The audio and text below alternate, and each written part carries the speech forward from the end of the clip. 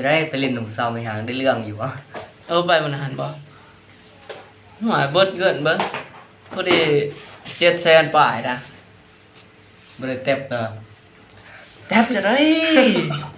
อันกินฮอดเบิ่งฮอด11 โมงคืนนี้พอดีผู้บ่าวมันโทรหาว่าอยู่ไสว่าอยู่หาดพอดีผู้บ่าวเพิ่นมากินนำกันนี่พอดีฮอด1 โมงนี่แหละเป็นแล้ว เสียไปลงคลิปดูกัน เอ้ย ก็เลยเสียเงินซื่อๆบ่ได้สั่งซะได้งามเตอได้เบิ่งบ่ฮู้นี่สิเอาให้เบิ่ง เบิ่ง เดี๋ยว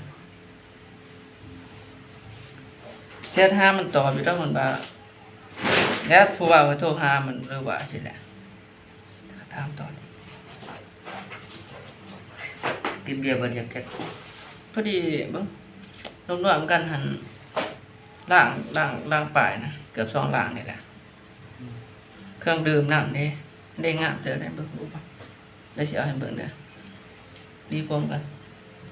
กะลาผู้สาวสิแอบเบิ่ง โซเดอร์สาวผู้สาวงามเลย เด็กงามเจอไหม อืม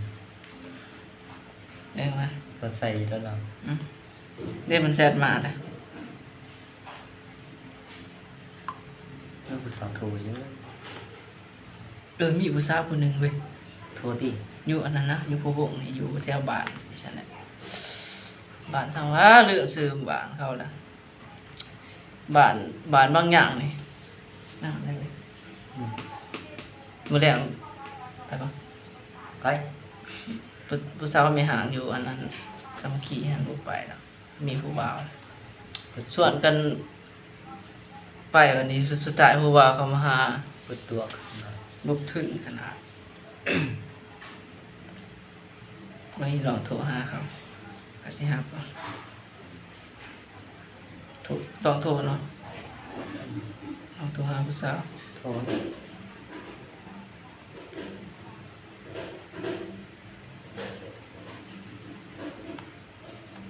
โทรบ่ได้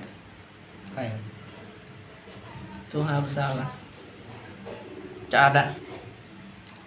เอาเลย ไว้น้องบ่ทันอาบมาแต่เวียบางนึงนี่บ่ทันแกะสุดออกกำลังโทรหาผู้สาวเนาะ เจอของตะกี้ ผู้ว่าเขาสิทำอยู่ว่าสิไปฮะดินน้ำหมดแล้วดินไปดินน้ำเข้าหมดแล้วกินข้าวอยู่หาอาหารก่อนเนาะให้ไปเนาะ อืม มื้อแรกนี่คือเบิดหลายเติบบ่ เจ้าแล้ว จองบ้านพักไว้เว้ยเนาะ เออ จองบ้านพักไว้ห้องหนึง ใส่คือวัน จากแช่น้ำหนึงได้เป็นอาบเป็นเอาไปอาบนี่แหละ